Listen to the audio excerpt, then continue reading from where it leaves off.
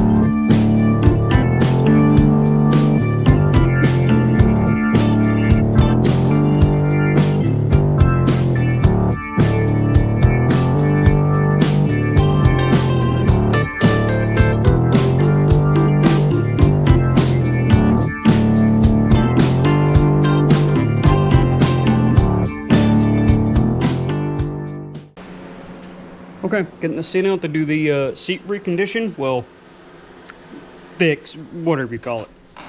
So the seat belt, if I can get my head in the way of the light right there, I need to take that bolt out to get the seat belt out because this buckle doesn't go that way. I had to pull it out that way, and it's probably the same with those right there. I'll need to pull those straight through, is what I'm thinking. So anyways, that's what I'm working on. About 10 minutes or so into it now. Got all the bolts out. They're 15 millimeters, you know, because we couldn't use American size stuff, but it still uses American size drives. The seat is now out, so we can start and see. Now I went over this on the initial video, but for those of y'all just tuning in, and we're getting a closer look, these metal straps, a couple of those are missing.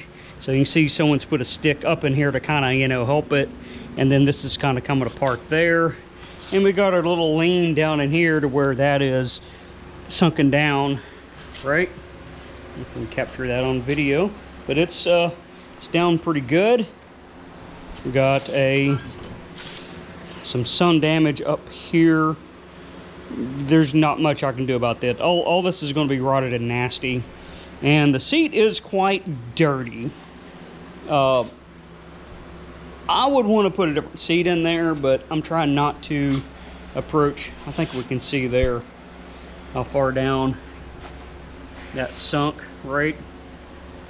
But anyways, I'm going to see what I can do on this. Let's look at the bottom. Oh yeah, see, all this is sprung, and see, it's supposed to have all these springs like this and look like that, and it looks like most of them are gone. Got an idea for that. Won't be springy anymore, but you know, yeah, I'm not going to rebuild a seat either. So as long as it functions, that's what it needs to be, and the next person can go in and, you know, I would put buckets in it because, I mean, come on, but it's right. Okay, I did a little work on it. We're coming up on it, coming up on it. Yep, you see it right there. Did one board back there underneath that area, and then another thicker one up in here, and just locked it in place with a couple screws. It's going to be having pressure down on it, so let's see what we got here. Ooh. Ooh, ow. I think that'll work. Now to fix the leaning back. Alright. So I kind of got this pulled back here so I can look at it and work on it. Got the hog rings out of there. They'll put a hole in your shirt, by the way. So that's where the piece would go. It's broke, and not the artist type. When I did that utility trailer last year, I got this little, I think it's like 1/2 or 3/4 angle. I think I'm going to come up here and drill a hole and mount it down here to this surface, not this little thin wimpy thing, because it's just going to break again pretty quick. Then come up underneath where the headrest is right there and tie into there to that steel plate. do that. Both of those. So that'll be 4 holes. And then I got self-tappers. Look over here. I got these self-tappers left over from when I did the bed. I got 4 left with little lock washers on there. And got another stick of this. So I just need to mark that, cut it, drill my holes in it, drill my oversized holes on these, right? And then I'll drill the actual thread hole size on this, on the frame over there, and drive that in. And we're done with this. All right, it's in. Well, you think it's in, but it's not in. Because I over torqued that one right there, and now I can't get it tight. So I did that actually over here on the bed too. I didn't tell you all about that, but that's why there's a mismatched screw over there. So I'll just find something that'll go in there, bolt, screw, whatever, and lock that in. Okay, I had a bunch of these laying around. These are like little fender or firewall screws. I didn't want to use one, but that's what I had. And it's in there good and sturdy now. So this I'm going to call complete. Took about an hour and a half. I still have this to bind up in there, but I think I'm going to include that with interior cleanup, which would be cleaning this, cleaning the inside, taking all of this stuff out, doing seat belts, all that. I'm going to include that in doing interior. So not like I had a little stopwatch there, seeing how long it took to do it. But yeah, about an hour and a half to get it back in working order. There we go, no more leans. Okay, I'm doing the kind of clean up and make it look pretty part on here. So I've worked the upper part of this fender and I haven't done the lower part. You can see a little bit of difference. It's hard to pick up at the angle I got right here. But you can definitely see some sheen up in here coming along. And what I'm doing, I'm taking the oxidation off right there, right? So I'm going to go through a couple methods to get the oxidation off. Now this paint is not a base coat clear coat. This is a single stage. I think it is like the Duplicolor polyurethane paint just because of how it chalked up. And that's usually what people use on their vehicle is the Duplicolor stuff. They've got it at the part store. Other people like me who's a little odd, I will use the Tractor Paint oil-based enamel, but it actually turns out doing basically the same thing. It's kind of a softer paint. It doesn't have the UV resistant, but it's an easy to spray and easy to work with single stage. This I don't suspect to be an acrylic enamel, which is actually quite a bit better paint if you're going to be doing single stage on there. It won't turn out and do this number right here typically. So let's get into showing you what I'm doing here. Okay, it's kind of hard to see, but there is a little bit of texture in that paint right there. I have taken a little bit of it out, but I'm not going to go in and do all that. What I'm really trying to do is get the oxidation off, which is what I've done all the way down through here. Now we can start seeing some of that shine come back right there. And I did take some of that texture out. I got some of it out up here. So if we come down here, you can actually see now the difference between the two right there. I had to turn some of the lights off in the shop to get that. Also, there's gunk in the paint right here. Since it's kind of oxidized, it kind of makes it porous.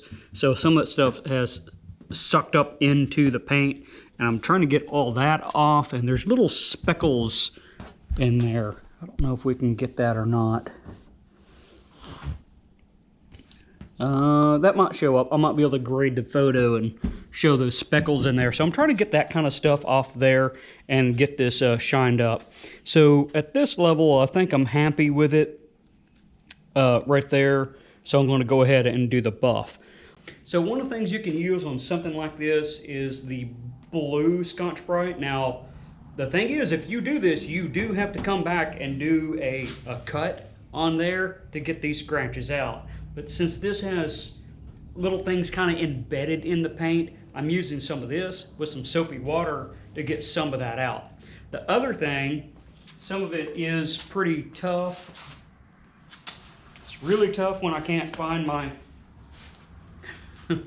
gray Scotch-Brite. gray, you can see there's already the white oxidation on here. This is a bit more aggressive. You're going to leave marks, but a gray, if you do a good job with your gray Scotch-Brite, you could actually come back, clean it good, and shoot your clear over it right there. So this is getting some of the texture out and some of the harder stuff to get out, like this. I don't know what this red junk is all down the truck. But I'm going to be using this method on this paint. When I get back to the factory acrylic enamel paint, I'm not going to do this because I'm going to jack it up. That's what I think is going to happen. I'll see if I can get that off with just going through with a clean and buff.